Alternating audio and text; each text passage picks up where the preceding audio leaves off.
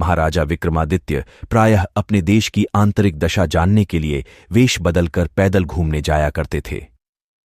एक दिन घूमते घूमते एक नगर में पहुंचे। वहां का रास्ता उन्हें मालूम न था।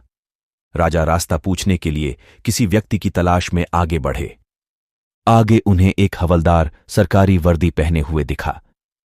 राजा ने उसके पास जाकर पूछा, महाशय, अमुक स्थान जाने का रास्ता क्या है, कृपया बताइए।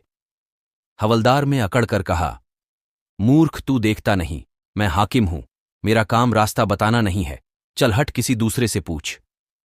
राजा ने नम्रता से पूछा, महोदय, यदि सरकारी आदमी भी किसी यात्री को रास्ता बता दे तो कोई हर्ज तो नहीं है?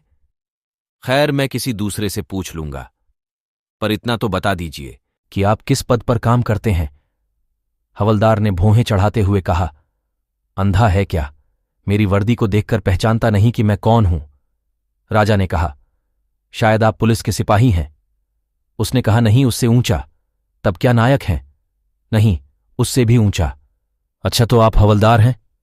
हवलदार ने कहा, अब तू जान गया कि मैं कौन हूं, पर यह तो बता, इतनी पूछताछ करने का तेरा क्या मतलब, और तू कौन है? राजा ने कहा, मैं भी सरकारी आदमी हूं। सिपाही की ऐंठ कुछ कम हुई। उसने पूछा, क्या तुम नायक हो? राजा ने कहा, नहीं, उससे ऊंचा। तब क्या आप हवलदार हैं? नहीं, उससे भी ऊंचा। तो क्या दरोगा है? उससे भी ऊंचा। हवालदार ने कहा, तो क्या आप कप्तान हैं? राजा ने कहा, नहीं, उससे भी ऊंचा। सूबेदार जी हैं? नहीं, उससे भी ऊंचा। अब तो हवलदार घबराने लगा। उसने पूछा, तब आप मंत्री जी हैं? राजा ने कहा, भाई, बस एक सीढ़ी और बाकी रह गई है। सिपाही ने गौर से देखा तो शाही पोशाक में महाराजा विक्रमादित्य सामने खड़े हैं। हवलदार के होश उड़ गए। वह गिड़गिड़ाता हुआ राजा के पांव पर गिर पड़ा और बड़ी दीनता से अपने अपराध की माफी मांगने लगा। राजा ने कहा, माफी मांगने की कोई बात नहीं है। मैं जानता हूं कि जो जितने नीचे है वह उतने ही अकड़ते हैं। जब तुम बड़े बनोगे तो मेरी तरह तुम भी नम्रता का बर्ताव सीखोगे। जो जितना ही ऊंचा है वह उतना ही सहनशील एवं नम्र होता है, और जो जितना नीचे होता है वह उतना ही ओछा और ऐंठा रहता है।